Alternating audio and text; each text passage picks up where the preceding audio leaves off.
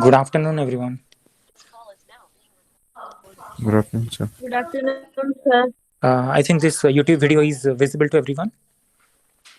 Yes, sir. Okay, let me play this video first. And I want everybody to look at this video carefully and you just have to figure it out what is happening in this video. Hmm. But for your more information, let me tell you this video. In this video, the starting material is basically a deformed materials which has been cold walled or cold walled deformation is have been done. If you remember, I have shown you the grain structure, right? Basically, after casting, we get a structure of grains. Which kind of structure? Do you remember that? The grain is which kind of structure? What is the morphology of the grains after casting? How many of you have remembered? When the liquid metal solidifies, which kind of grain will be there available finally if you have done heterogeneous nucleation?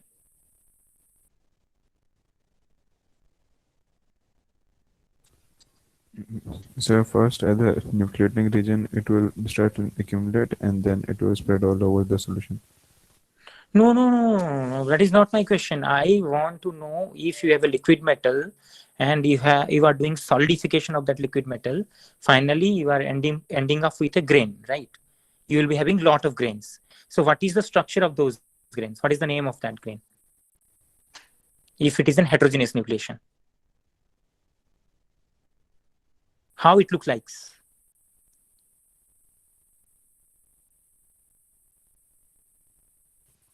It's a long and narrow grains. Long and narrow. Oh God. All of you have forgotten. Do you remember that why we are intentionally adding a nucleating agent into a liquid metal? Equiaxed grains. Equiax grain, very good. Nazia, you remember that. Equiax. You people can check your notebook if you want. Equiax grain with random orientations or the grain which have undergone growth in all direction. Equiaxed, right?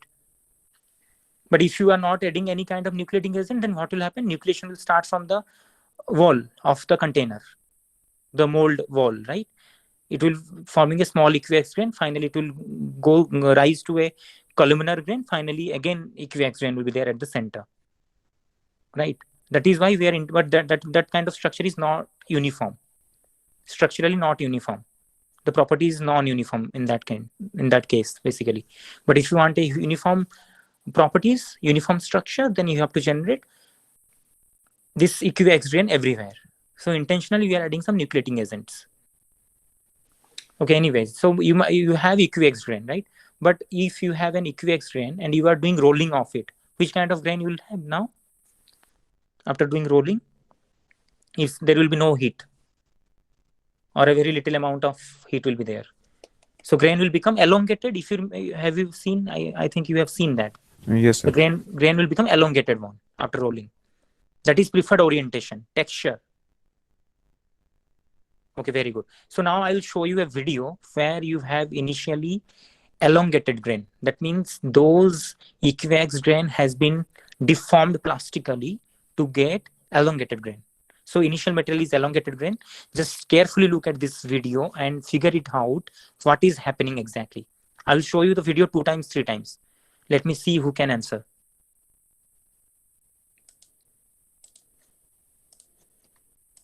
Okay. Let me. Okay, I'm ready. Huh? Just look at the video.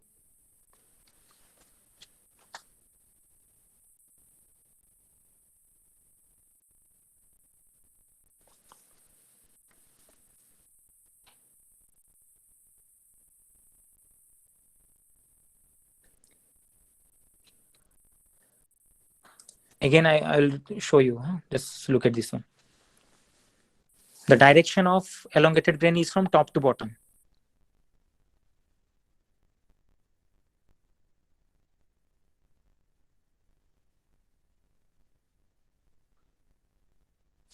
Can anyone tell me what has happened?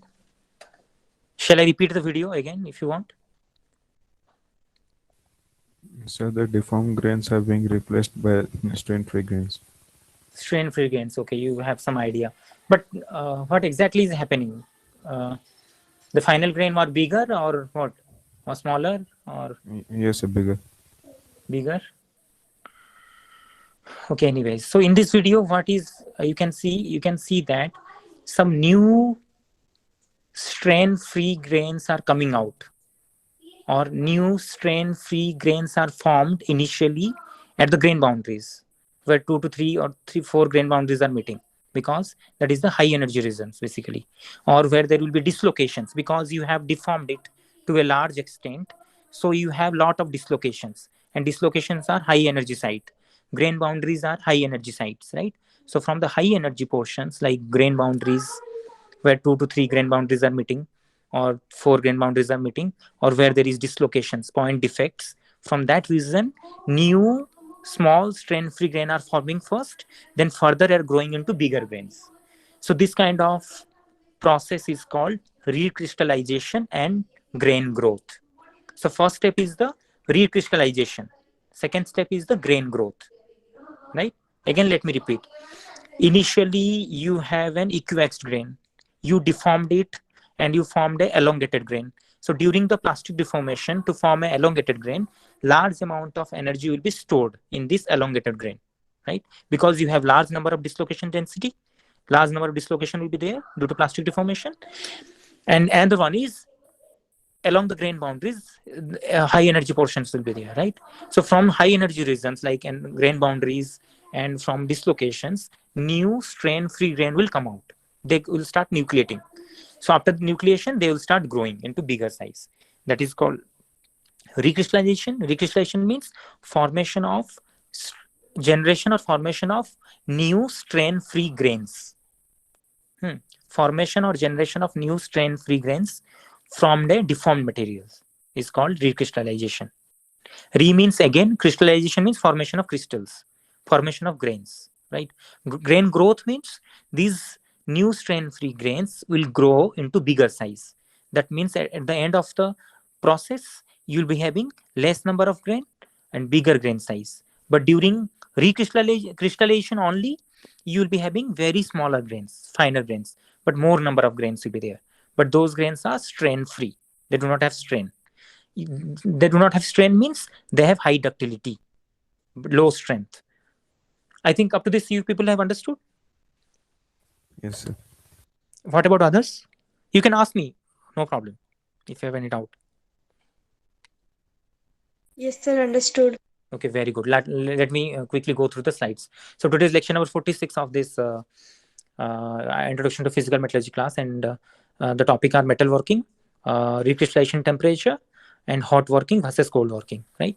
So metalworking means, see, after solidification of the liquid metal into solid, right, we will get a ingot. That name is called ingot or casting, right? But those casting and those ingot are bigger size, very large thickness will be there. So they do not have any applications, direct applications. So we need to do what? We need to do plastic deformation on it, right? So metalworking is nothing but a plastic deformation process where we reduce the thickness of the cast products, or thickness of the casting, or thickness of the ingots. We reduce the thickness, we elongate it. Like we can produce a plate, we can produce a coil, we can produce a wire, right? If you are producing a wire, we can use them for your electrical wires, like in case of copper. We can, if it is steel wire, we can use somewhere else in house building or in some other purposes, right? And if you are generating plates of steel and aluminum, we can use them for manufacturing of automobiles like car, truck, and buses, like that. So suppose we are doing something else, like we are producing some coils and all, we can use them somewhere else to produce any plate, like utensils, various utensils we can produce out of that. So metalworking is a plastic deformation process. We are plastically deforming our cast product to get useful products like plate, coil, wares, extrusion products. So example of metalworking are, if you want, somebody will ask what are the examples of metalworking process. One is rolling, one is forging, one is forging,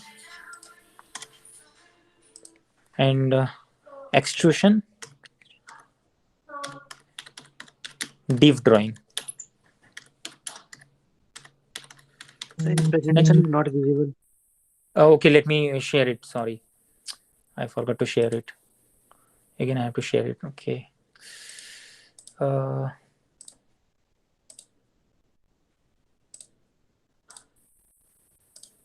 okay, this is visible right now, I think. Yes, sir. Yes, sir. Rolling. So rolling is a process where the cast products, after casting, the product will be passed through two rollers moving in opposite direction.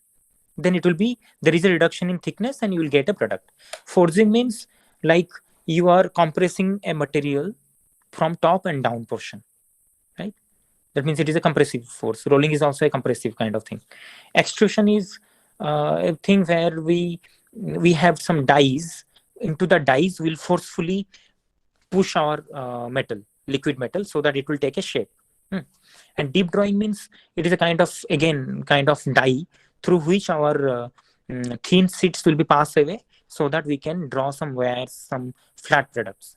If you want, you can go through the YouTube and see the differences here. All are metalworking processes: rolling, forging, extrusion, deep drawing. All are metalworking processes.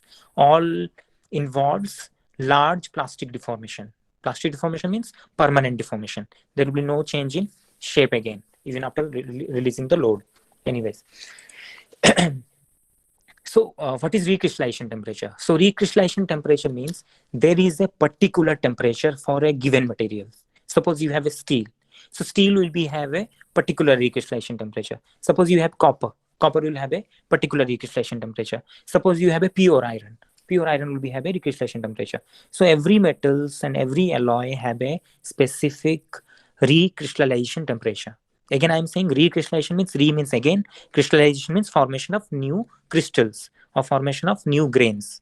But those are strain-free grains. Those grains do not have strain, right? They do not have strain means they can be easily deformed to a large extent. They have high ductility, right? So you have to understand, suppose you have a metal piece and you are deforming it at a room temperature, for example. You are elongating it at a room temperature. But once you elongate it, so again you want to deform it. So do you remember it will again easily deformed, or it will be difficult to deform? Or shall I repeat the question? Sir, repeat the question. Suppose I will give you a particular thickness of a metal, and you deform it plastically to a large extent, and you produce a thinner cross section. After deforming it, again you want to deform it. I will say, please deform it again. So deformation will be easy or difficult? The second time you want to deform it. Difficult. Difficult. Why? How can you justify it? It can be justified with the help of engineering stress versus engineering strain diagram. Because it will fractured easily. What? Again, please. It will be fractured easily. It will fracture easily. But my question is, Sir, in plastic region, it will have require higher stress to make high it stress. Very good. During the plastic deformation, it requires high stress. Very good. You remember that. But why it required high stress? Do you remember that? What phenomena leads to the increasing the stress? I told you you can relate it with the dislocations. If you have attended the previous class, you can easily explain that. This is the thing. What is happening in this portion from here to UTS? So it is undergoing uniform plastic deformation. No. My question is, what is happening at this portion? What is technical thing happening? Inside the material, what is happening here? Sir, strain hardening. Strain hardening. Very good. Who told? Jogendra. Okay, very good. The phenomenon is called strain hardening. Hardening due to strain in the body. That strain is due to formation of what? Do you remember that? Due to formation of? When you deform a metal plastically, what happens inside them? What about the dislocations? What about the dislocation density? Nobody have attended the previous class? Sir, it accumulates at the grain boundary.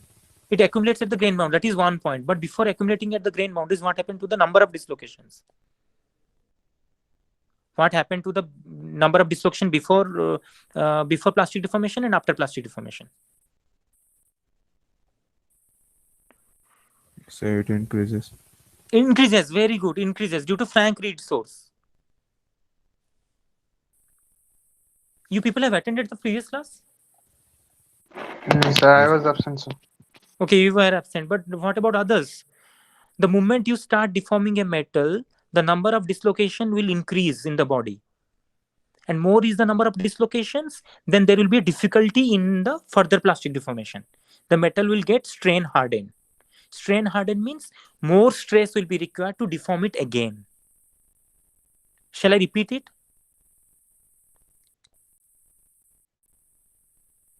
Yes, sir. Shall you people want it to be easily explained? So I will explain it again otherwise.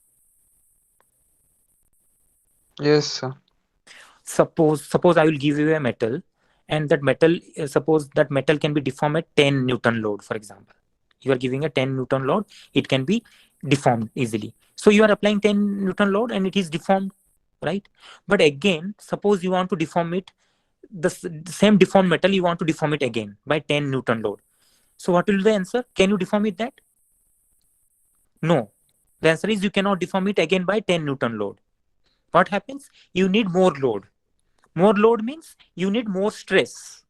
So initially stress requirement is less, but after deformation, you require more stress to deform it again. You understand? Why? Because of strain hardening phenomena. Strain hardening means hardening or strengthening due to strain in the lattice or in the body of that materials. And that is due to large number of dislocation density. The number of dislocation per unit volume will be more after deformation. So if number of dislocation will be more, then they will get tangled up. They cannot easily move. Do you remember I told you if few people are sitting in a theater and you open the door, they can easily come out from that door, right?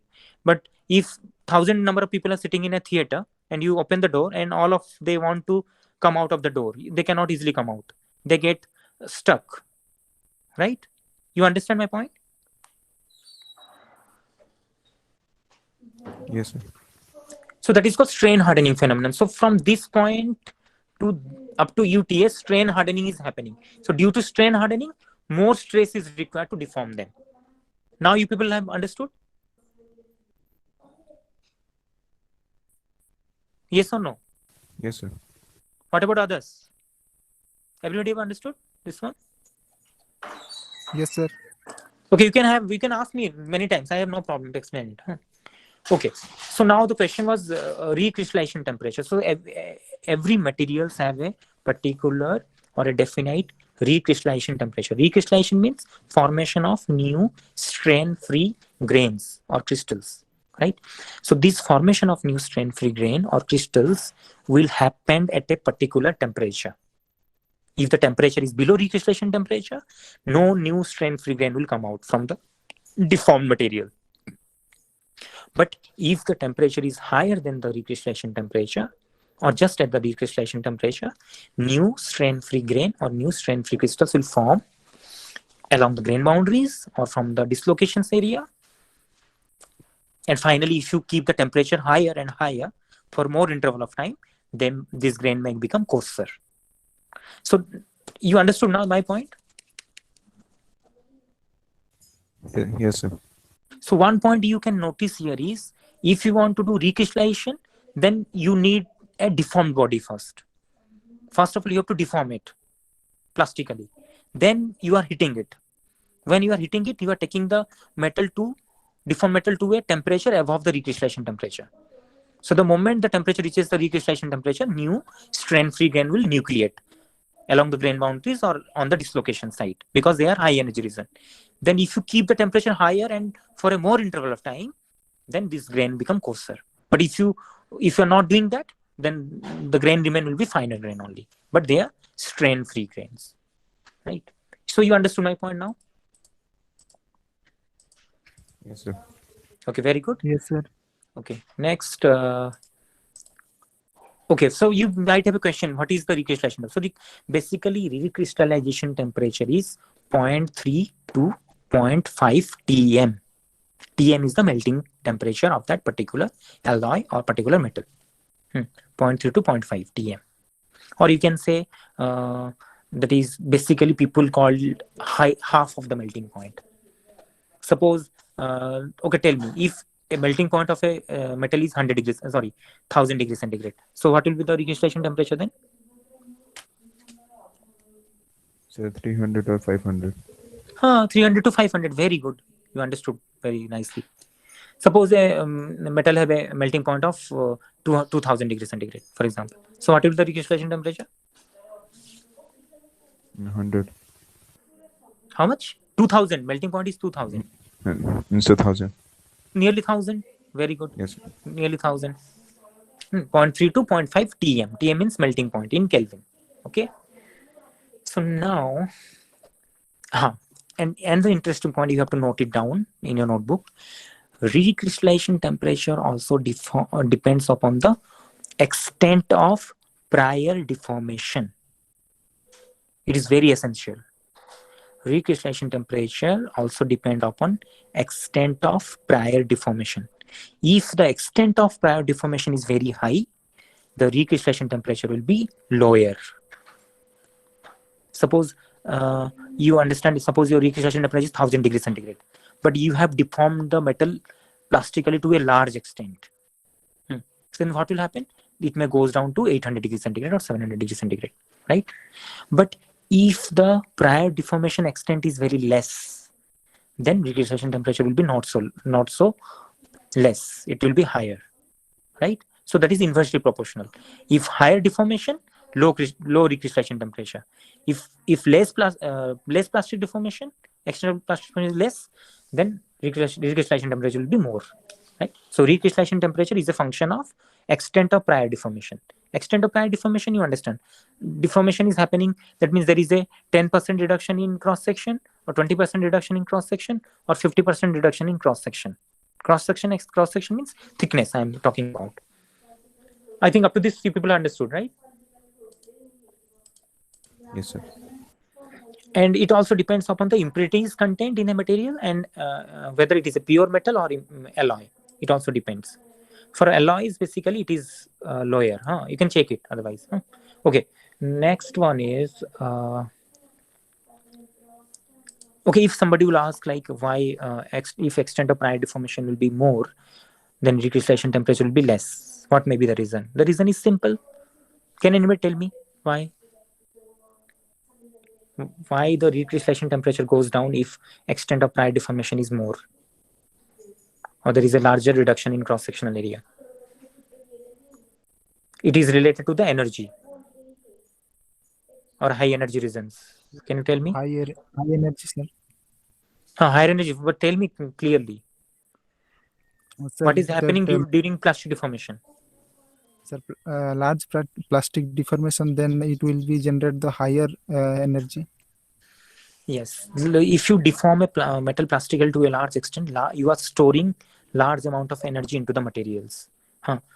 You are storing large, that means energy is already available. If energy will be available more and more, so driving force will be less.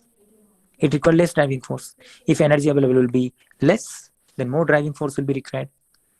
So in terms of, you can say, during large plastic deformation, we are generating large number of dislocations and we are storing large amount of energy in the materials. So since energy in the material is storing at a large value, so driving force will be less, right?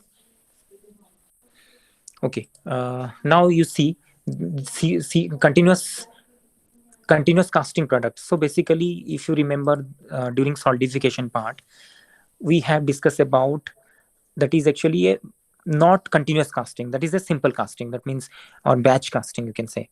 But nowadays we are doing continuous casting, but that is not our topic. Just listen, remember the name, continuous casting product. After getting a continuous casting product, these are the three products we are getting. Either we can get a slab, or I can get a billet, or I can get a bloom, right? That means initial material is your liquid metal. It may be a steel, it may be a copper liquid, or it may be any liquid metal or alloy. You solidify it by continuous casting. You will get three products, either get slab, billet, bloom. They differ by their dimensions. Dimension means length, thickness, and width. One product is slab, billet, bloom. So after getting this continuous casting product, the first stage is always hot rolling. Hot rolling, I will tell you. That means the rolling will take place at a high temperature. You can see these are roller. This is one roller, this is another roller. This is one roller, this is another roller. This is one roller, this is another roller. And this is the slab going into the roller or going passing through the roller. This is the billet passing through the roller. And this is the bloom passing through the roller. Right? Hot rolling means rolling is done at a very high temperature. I will tell that soon. So finally, it will give you a sheet. You can get a sheets. You can get from billet you are getting a rod or bar. Then from blooms you are getting a structural section like rails. Rails means this is a H section. You have seen the railway tracks. It is a form of H, or some railway components are in form of H. I section or H section they are called. Anyways. So next step is the cold rolling. So after doing hot rolling, you'll get a plate, and that plate is undergone again rolling, but that is a cold rolling.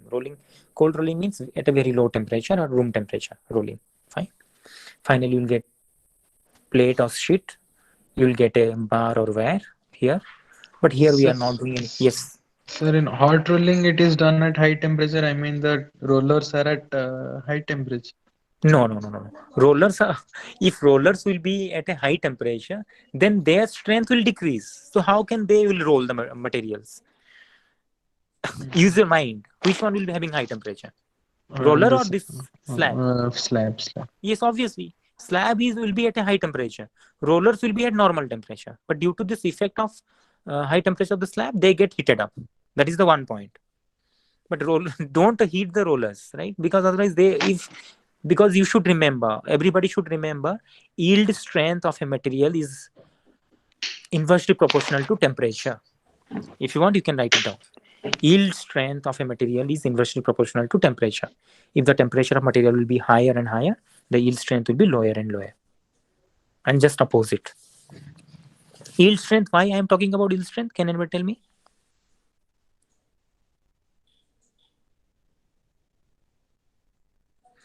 Why I am talking about yield stress? Yes. Animesh, because yes. above instant there is plastic deformation. Plastic deformation will start. Very good. From that amount of stress, or at that amount of stress, particular stress value, the plastic deformation start or permanent deformation start. Or that process is called yielding. I told. Very good, Animesh. You remember that. Okay, I think you people have understood, right? So basically, tell me one thing.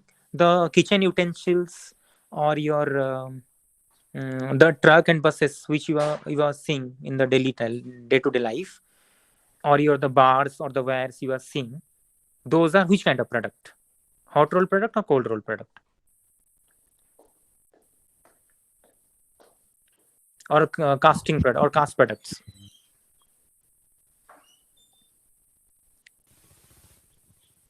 Say it could be both. It could be both. Any other of you want to say anything? Hot roll product. Hot rolled, okay. But it is clearly seen. Just look at the figure.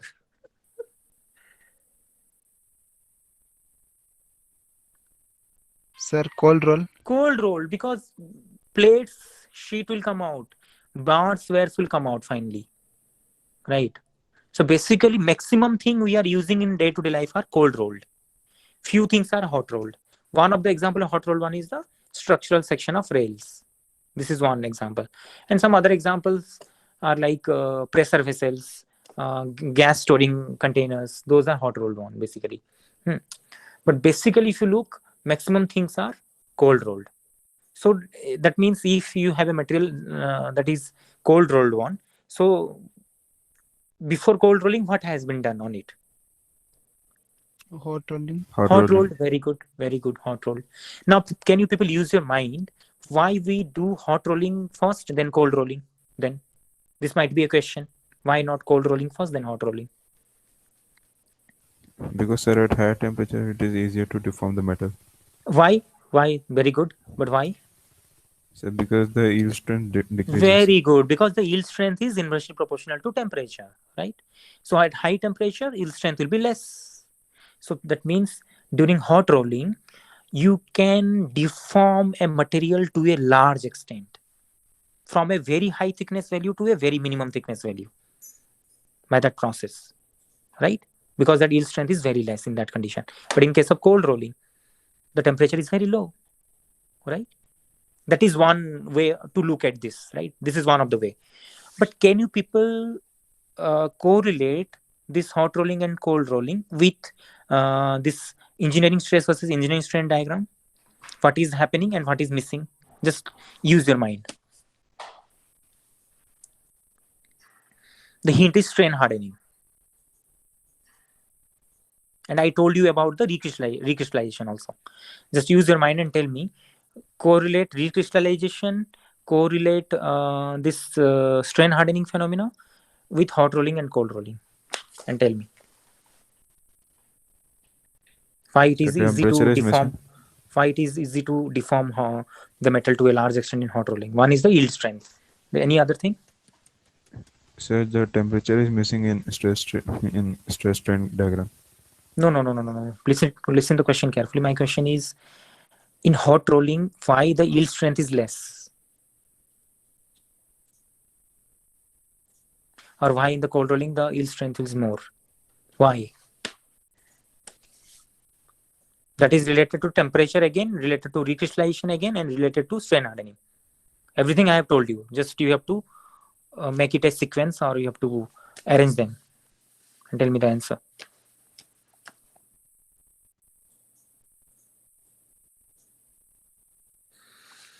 You people got the question, or shall I repeat? I got it, sir. What about others? Why yield strength will be lower in hot rolling and why yield strength is higher in cold rolling?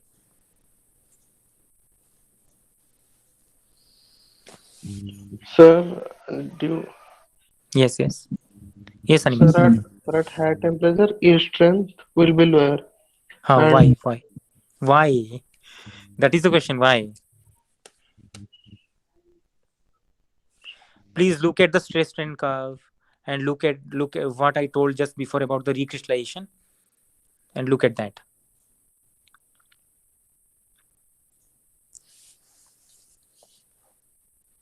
Just few minutes before I told you what is the main reason in the increasing in the stress value.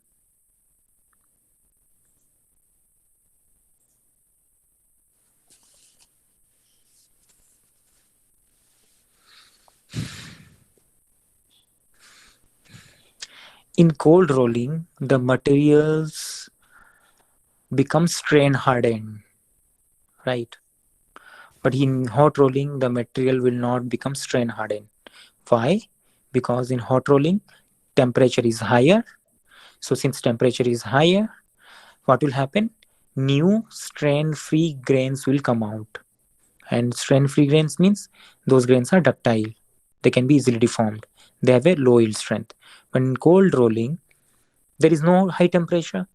Since there is no high temperature, there will be no recrystallization. If there will be no recrystallization, there will be no formation of strain-free grains. That means strain is already there after rolling. So cold worked materials have high strength because of strain hardening. But in hot rolling, they do not have strain hardening, right? Because due to high temperature phenomenon, due to recrystallization. So recrystallization helps in the removal of strain hardening effect. It nullifies the strain hardening effect. But I think you people have understood the point. Yes, sir. What about others?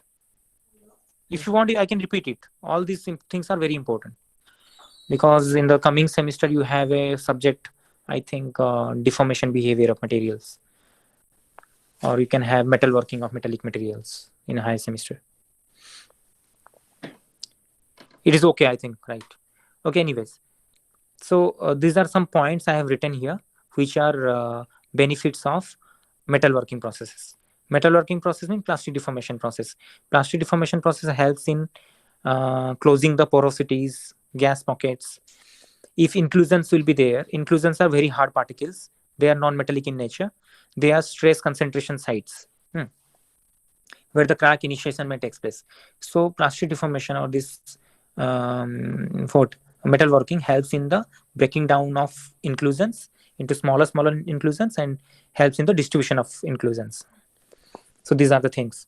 And the density will increase. Why? Because the gas porosities and gas pockets will be removed. They'll be closed up. Then strength will increase depending upon the temperature. If hot working, then fine grain structure are formed, and in cold working lead to strain hardening. But hot working leads to oxide formation. This is one of the problem with the hot working. In hot working, oxide formation will be there due to formation of oxide. That is a loss of metal. Anyways, all are these important points. What have I told you? It is written over here.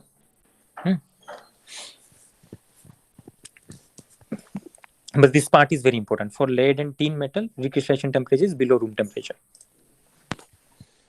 Can anyone tell me why for lead and tin recrystallization temperature is below the room temperature? Sir, because they have lower melting point. Very low melting point metals, they are very good because they are very low melting point metals, right? You have to take 0.3 to 0.5 TM or 1/3 to 1/2 of melting point, right? That means, okay, fine. Already I have told you this one. Now we'll discuss about the hot rolling. Just look at this figure. This is what? EQX grain, yes or no? It is visible to everyone? Yes. This is EQX grain. This EQX grain material having this much of thickness. Now it is passed through the roller, two roller. One roller is top and the roller is at the bottom. One roller is moving from in this direction. Okay, sorry. In this direction, and the roller is moving in this direction. So it is getting rolled up. What is happening? Elongation of Elongated grains are formed now. Elongated grains with large number of what will be there in this portion now? Only elongated grain will be there or some defects will be there now? Said defects will also More be number of defects will be generated. Those are Yes, sir. dislocations, linear defects, I told, right? So now in this region, large amount of energy will be stored. So further what happens, you can see. What is written here? new grains form. New grain forms. New grain forms, that process is called what? Recrystallization. Recrystallization, right? New strain-free grains are forming from the deformed grains. That means from the deformed grain boundaries or from the dislocations area, new strain-free grains are formed, which are very small in size. Then further, they will start what? New grains are growing. Then recrystallization complete. But the point is always this new grain do not grow. But if you keep it at a very high temperature, above recrystallization temperature, then they will grow. Otherwise, they will not grow. So you'll end up with fine grain structures, fine strain-free grain structures. Okay, so this is about hot rolling. So the difference is what you might have a question now. What is hot rolling and cold rolling? Okay.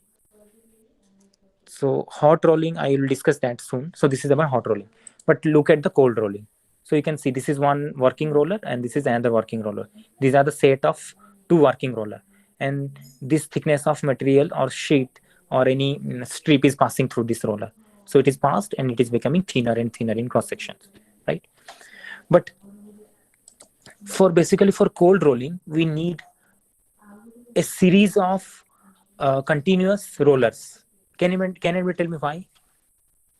This is one series of roller, this is another series of roller, this is another series of roller, this is another series of rollers. And this is the in end and this is the discharge end. Here the larger thickness material will go and here the thinner material will come out and it will become a coil. This is the thing. This is single set of roller, but this is multiple set of rollers. And this name is tandem cold rolling mill. Why? Set of rollers are required. So because deformation is difficult in cold rolling. Very good, because deformation is difficult in cold rolling, right? Because this material is at a very low temperature. Yield strength is high. And there will be what? Strain hardening phenomena. You understood now? Yes, sir. Okay, very good. So this will pass through. And you have to remember these small roller are actually working rollers. These are working rollers, working roller. And these are supporting rollers, or these are called backup rollers. These big rollers are backup roller. See, backup roller function is to prevent the bending of this working roller, right? So load will be acting on the supporting rollers or backup rollers. And this load will come to here and finally it will compress the sheet or any plate or anything to thinner thickness. What are the cold roll products? Cold roll products are basically strips, flat products, plates. Again, this is also a cold rolling process. Cold rolling process. You can see this is a high thickness, this is low thickness. This is passing through the roller, but this roller is not a series of rollers. This is same roller. This is one. This is same one. This is same one. But name are 1, 2, 3. So can you people tell me what is happening here? Can you figure it out? All these rollers are same, but these are different rollers.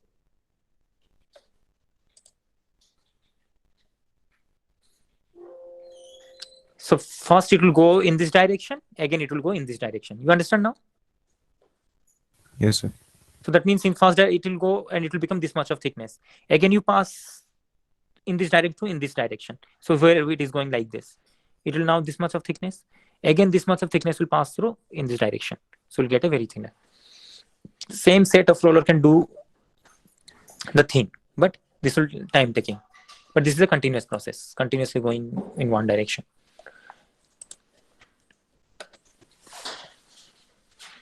And you can see here some statements are written. Cold roll sheets and strips come in various conditions: full hard, half hard, quarter hard, and skin rolled. These are some things. Full hard means there is a 50% reduction in the cross-sectional area has taken place. Half hard means less than that. Quarter hard means less than that. Skin rolled means only 0.1 to 1% reduction in the cross-sectional area has taken place. And an important point here you have to notice is skin rolling also helps in the removal of these Ludar bands. Okay, you might have known about the Ludar bands. Ludar bands which are seen in case of mild steel. I think all of you people have drawn the stress strain diagram for this mild steel. Yes or no? Have you Yes, completed sir. the assignment? Have you people seen those Ludar bands? How many of you have seen the Ludar bands? Can you tell me quickly? Swagat, you have seen. What about others? Sir, I had drawn the stress strain curve, but I hadn't seen the bands. Bands. Okay, there is. You have seen the upper yield point, lower yield point in that condition. Yes, sir. So after lower yield point, there is a continuous upper and lower yield point. Slowly, Yes, sir. many upper yield point, lower yield point will be there. Have you seen that? Yes, sir. How many of you have drawn that curve? Please tell me. Ashwin Topo, you have drawn that curve? Itisri?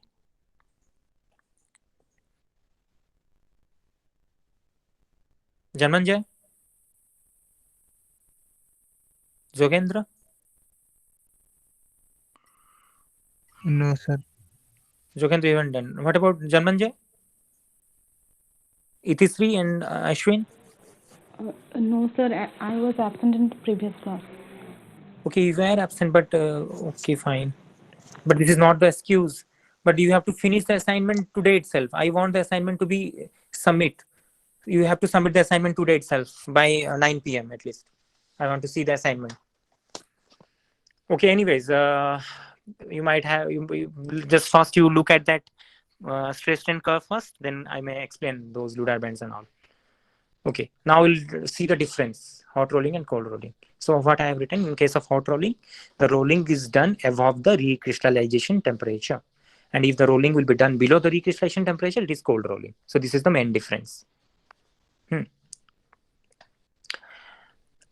So what is happening? The work process for hot work needs less force. Right? So here in case of hot rolling, less force will be required or less stress will be required. Why? Because temperature is high, yield strength will be less. And increasing the ductility and decreasing the yield strength of the workpiece. And here there will be no strain hardening effect. This is important. In hot rolling, there will be no strain hardening effect. And we can deform it to a large extent. But here what is happening? In case of cold rolling, strain hardening will be happening. The strength can be increased to a 20%, right?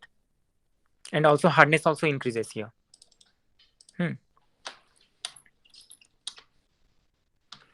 Hardness increases. Then, okay, what is happening? Cold rolling is in need of cluster mills to reduce the thickness of the workpiece. It cannot reduce thickness as much as hot rolled. Okay, By using single pass, you cannot reduce the thickness to a large extent. This is one point. And during cooling process, hot rolled performed steel shrinks slightly, thus giving less control on the final size and shape. So dimensional stability is less here, but in this case, dimensional stability is more. Why dimensional stability is less? Because after hot rolling, the rolled product is cooled by spraying water. So what will happen if you spray water on it? It will shrink, right? Because at high temperature it has been expanded, but due to cooling effect it will shrink. So dimensional stability is not there much. You cannot control the dimensional stability. That means shape and size cannot be controlled to a large extent. But in case of cold rollings, there is no cooling is done by using spraying water, right? Or it is cool at a room temperature. So there is dimensional stability is there. Then products, you can see hot rolled products are what used for welding purpose, construction, manufacturing purpose, to create H and I beams, railroad tracks, and constructions. And these hot roll products are undergone cold working process. Finally, for cold rolling process, what are the products? These are used for automotive components, construction, building components, domestic appliances, electrical goods, furnitures. And final thing, hot warmed metal surface is less smooth. Poor surface finish will be there. But here in case, superior surface finish will be there. Decarburation in steels may take place from the surface in hot rolling because of high temperature. Decarburation means removal of carbon from the surface. In cold rolling process, there will be no decarburation and surface finish will be good. Surface finish will be good means there will be no oxide formation much. But here oxide formation will be more because that high temperature is there, right? So these are the differences. This is one of the figure. These are coils, hot rolled coils. After doing hot rolling, these coils are formed. Okay, this is all about hot rolling, cold rolling. And okay, let me show you this image, very good image. This is the temperature versus grain size. With y-axis it is temperature, this is grain size. So this first figure, what is showing, suppose you have a metal, you rise the temperature of that metal up, and this dotted line is the RT, recrystallization temperature, for example, for that particular metal.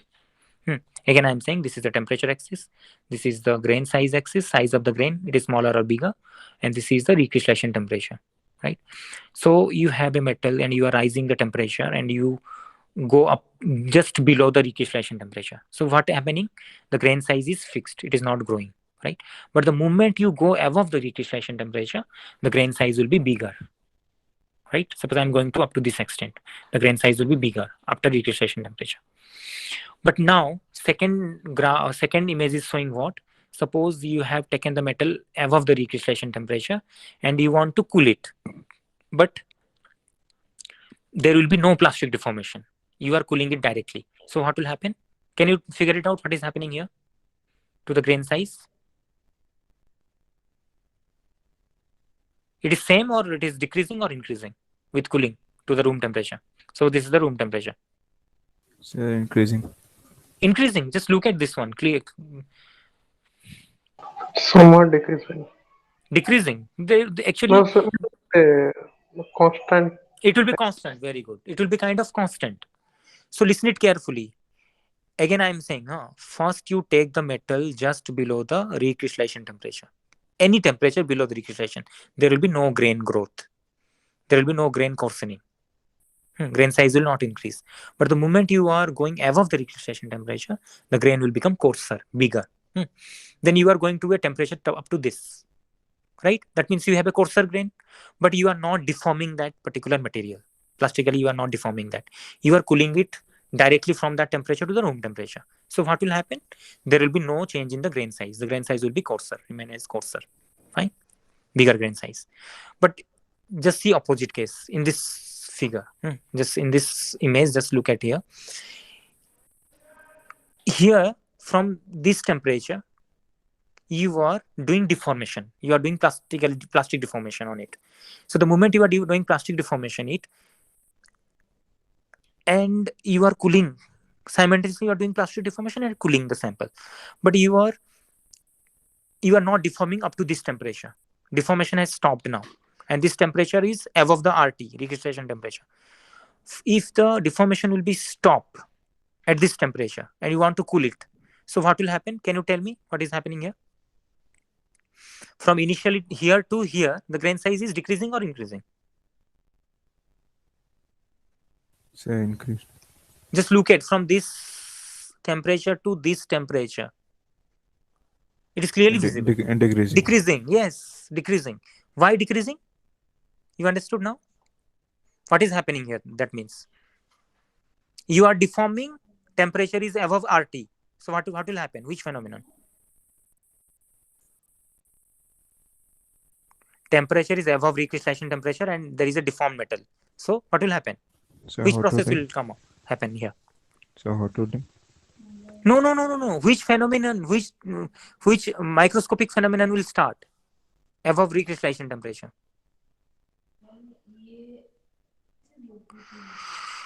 Oh God, I have shown you the video and I have explained it many things.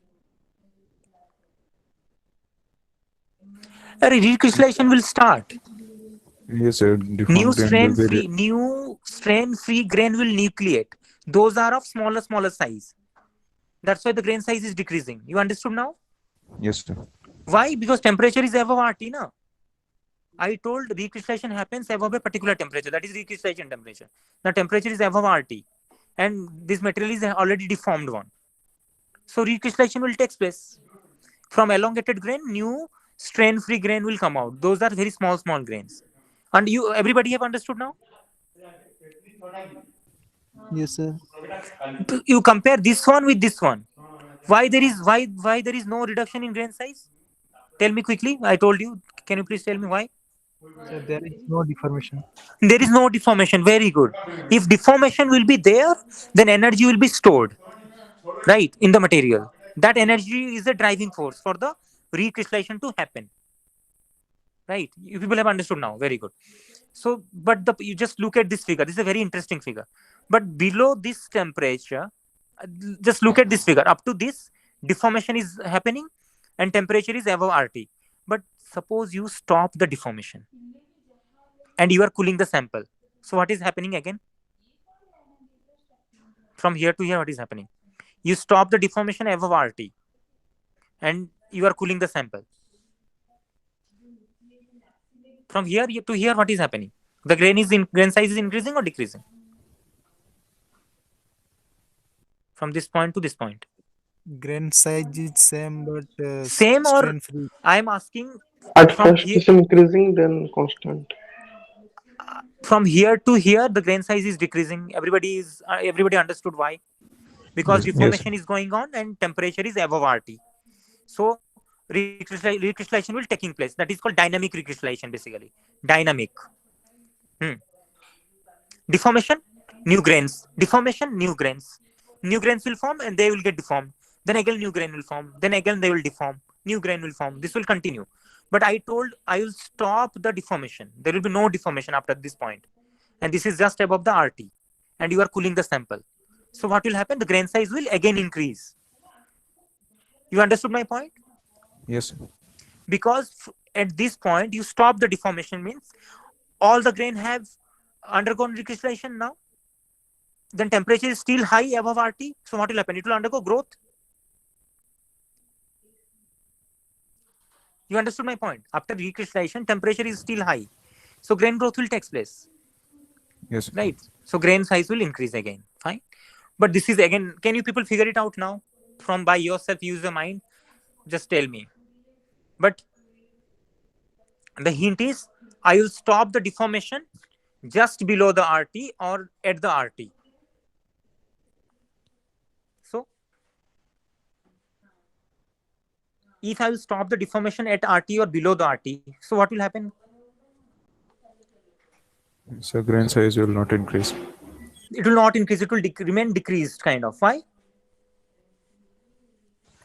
So because the deformation is stopped at RT. RT. If temperature will above RT, then new grains will form. New strain-free grains will form, and they can grow further. But if the temperature is below RT or at RT, no new grains will form. The grain which are finer, they will remain as finer. That's all. You people have understood this one? Or shall I repeat Yes, this sir. figure? Yes, sir. The same thing I have explained that in your previous class notes. You can check it. I mean, to your seniors. That is a very good diagram I have drawn, but this diagram is from internet. And that diagram is well explained, and I have drawn it properly on the board. Okay, I think there is no doubt up to this. You have understood.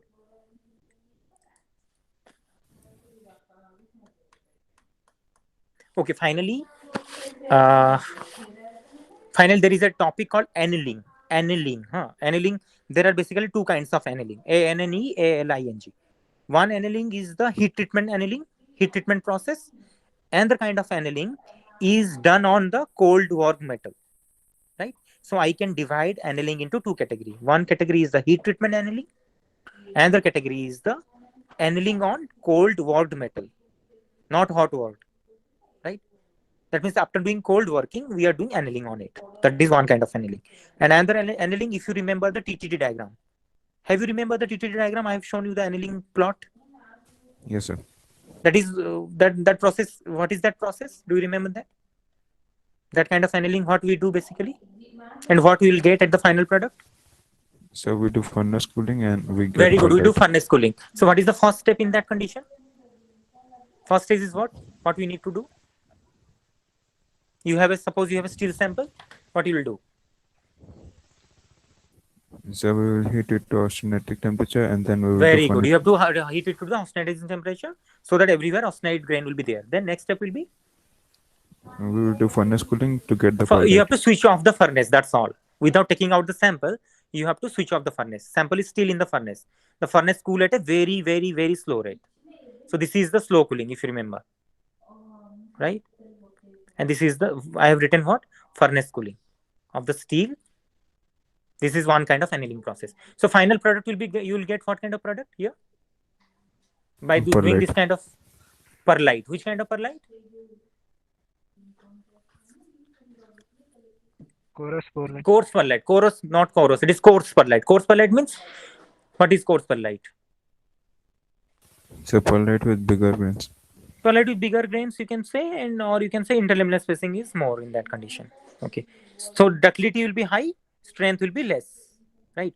But now I am talking about another kind of annealing, in which case we will first deform the metal plastically by doing cold working. After doing cold working, I have to do annealing. So this kind of annealing have three. It will undergo by three mechanisms. The first stage is called your recovery. You should write it down. Second stage is called recrystallization, and third stage is the grain growth. Recovery, recrystallization, grain growth. These are the three stages of annealing of a cold work metal. So in what you should write in recovery step, recovery means the metal will recover to its original identity or original property. Okay, can you please tell me, if you do cold working, what will happen to the strength? What will happen to the strength? Just tell me quickly. After cold working, what will happen to the strength of the material? So Low it will strength. increase. Low strength. How low strength? I told you not. Strain hardening is happening. How So low it will strength? increase. Strength will increase. The hardness will increase. I have shown you this one also. The difference. Just read it here. Via strain hardening, cold working increases the strength up to 20%, and hardness increases. I think you are not getting my point. That's why you have confusions. If you do cold working, means working done at a low temperature or room temperature basically. So due to this, strain hardening will occur, and due to strain hardening, strength will increase, hardness of the material will increase, right? But in case of hot working, since the working is done at a very high temperature, there will be no strain hardening. You will get a ductile metal, for example, but here you will get a stronger metal after cold working. Now you understood my point? Okay, sir. Understand, sir. So after cold working, we have to do annealing process. What is the significance of annealing? Actually, if you do annealing, then only you will get the ductility so that you can deform it again. Because initially, if you want to deform the metal by cold working, it will become strain hardened. further deformation will be very difficult. It will need more stress or more load to deform further. So you have to do a process that is called annealing process. So that's why it is called cold working annealing, cold working annealing, cold working annealing. Right? So annealing will do what? Annealing will bring the ductility. It will decrease the strength. Right? So by doing annealing of cold work metal, we can increase the ductility, we can decrease the strength. Right? So that further deformation will be easier, or further deformation will be done at a low stress value. Right? So now, how the strength will decrease and how the ductility will increase, that is the question.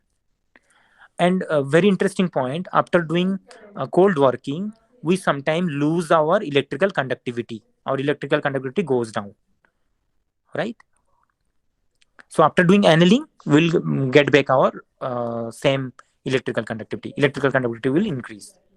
Right? So after doing annealing of the cold work metal, the strength will decrease, the ductility will increase, and electrical property will again come back. That means conductivity will increase or resistivity will decrease. These are the points.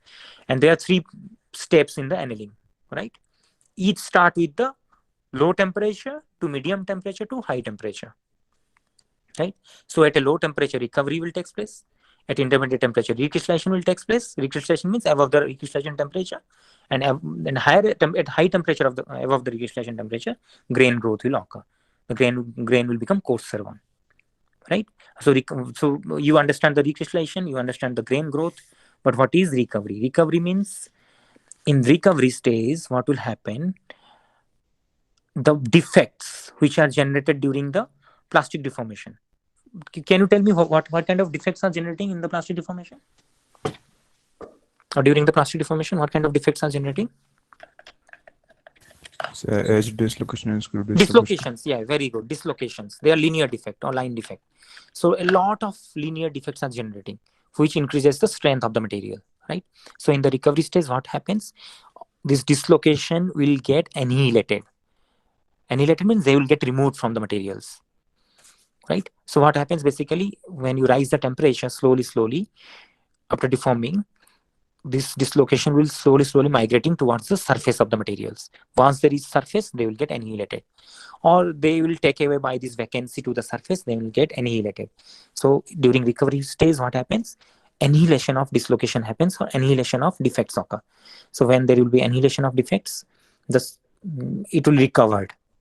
Some ductility will come, some the resistivity of the material will decrease, or some conductivity will come out.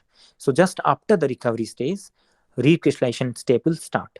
New strain free crystals will start forming from that. And after that, this new strain free crystals will start growing into bigger grain. That is called grain growth. So these are the 3 stages of the annealing process. Fine. Okay, you can check your class notes of your previous, your senior class notes, and you get the things back. If you have any doubt, you can call me up for better understanding of this topic. So I think I have completed the whole syllabus, and if you have further doubts, you can ask me. So I'll stop here. Sir, Yes. as I said that dislocation climbing can